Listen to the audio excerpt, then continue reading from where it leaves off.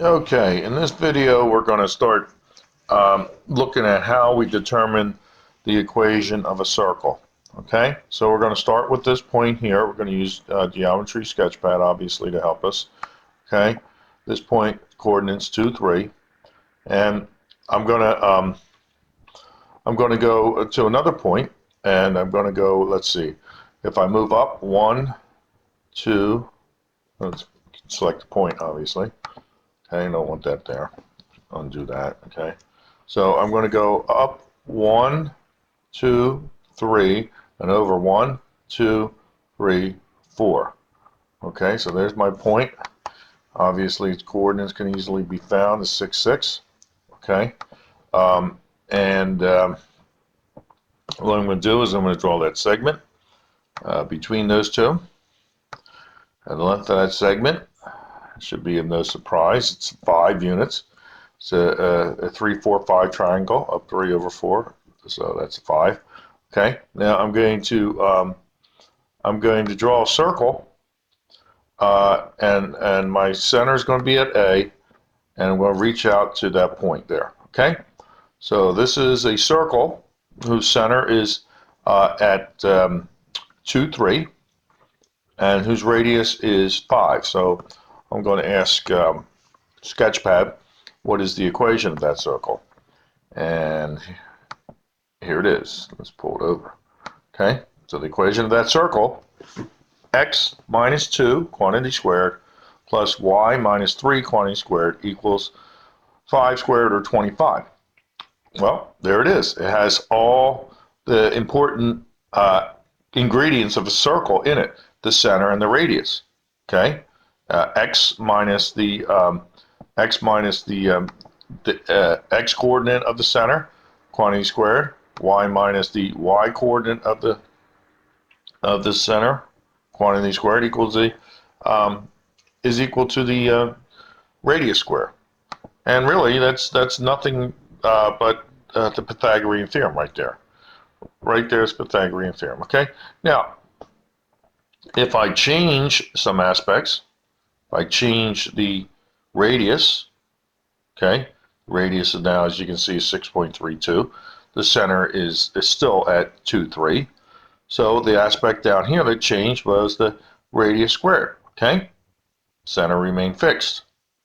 If I change the center now to 3, 2 rather than 2, 3, the equation is equally as well impacted. Okay, if I were to move my center down to this location, then my center, as we can see, is 3, 0. So that's reflected in the equation right here as well. Okay, equation reflects that change as well. There's no, now technically there is a y coordinate of the there very much is a y coordinate of the center. It's 0. So the center is at 3, 0. But this thing just collapses to, as you can see here, okay, y minus 3, the quantity squared, okay, and x minus 3 quantity squared plus y squared. Okay, so there it is. If I wanted to move my center right to the origin and say I have a circle of radius 7, there it is. X squared plus y squared equals 49. That's understood to be the circle whose center is at 0, 0.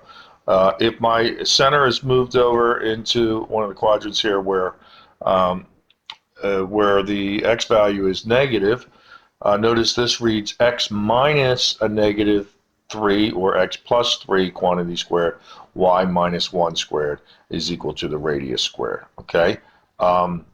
Likewise, if I were to, let's say we were to be on the axis down here, center at 0, 4, 0, negative 4, that again is reflected in the equation of the circle.